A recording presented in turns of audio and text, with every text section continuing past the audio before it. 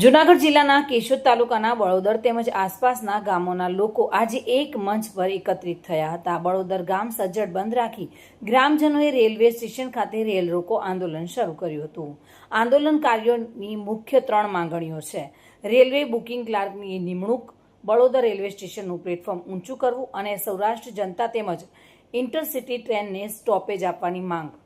આંદોલન દરમિયાન ભાવનગર વેરાવળ ટ્રેનને અંદાજે 44 મિનિટ સુધી રોકી રાખવામાં આવી હતી। ઘટનાને ધ્યાનમાં રાખી સ્થાનિક પોલીસ, રેલવે પોલીસ તેમજ રેલવે અધિકારીઓનો મોટો કાફલો સ્થળ પર તૈનાત કરવામાં આવ્યો હતો।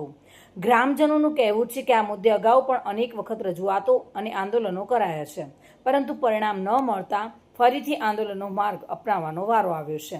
અંતે રેલવે અધિકારીઓ દ્વારા લેખિતમાં 15 દિવસની અંદર જ કાર્યવાહી શરૂ કરવાની ખાતરી આપવામાં આવતા ટ્રેનને રવાના કરવામાં આવી હતી। हाँ, मारू नाम समनाणी अमीरभाई है। मारू गाम बड़ोदर।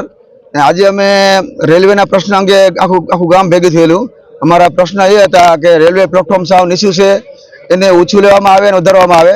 ए सिवाय अमारे अहींया टिकिट मळती नथी। ट्रेननी टिकिट लेवा माटे गार्ड पासे जवुं पड़े छे। ट्रेननी टिकिट मळती एना माटे रेलवे टिकिट मास्टરની નિમણૂક કરવામાં આવે। એ સિવાય ઇન્ટરસિટીનો સ્ટોપ માટે અમારે ઇન્ટરસિટીનો સ્ટોપ અમને મળવો જોઈએ। અમારા ગામના વિદ્યાર્થીને ભણવા માટે બહાર ગામ જવાનું હોય, નોકરી વર્ગ બહાર ગામ જવાનું હોય।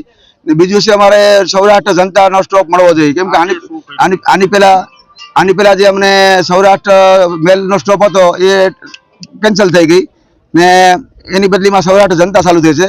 તો અમને સૌરાષ્ટ્ર જનતાનો સ્ટોપ મળવો જોઈએ, આ અમારી માગણી હતી। તો આજે બધા રેલવે અધિકારીઓ બધા આવ્યા હતા, મોટા મોટા બધા સાહેબો આવેલા રેલવે, એ લોકો આશ્વાસન આપ્યું છે અમને કે તમારું કામ 20 દિવસમાં તમારું પ્લેટફોર્મનું કામ ચાલુ થઈ જશે। અગર 20 દિવસમાં કામ ચાલુ ન થયું તો આવતા મહિનાની 2 તારીખે ફરી પાછું આંદોલન કરશું અમે। મધુ રાવલિયા સાથે bureau report, today Gujarati news.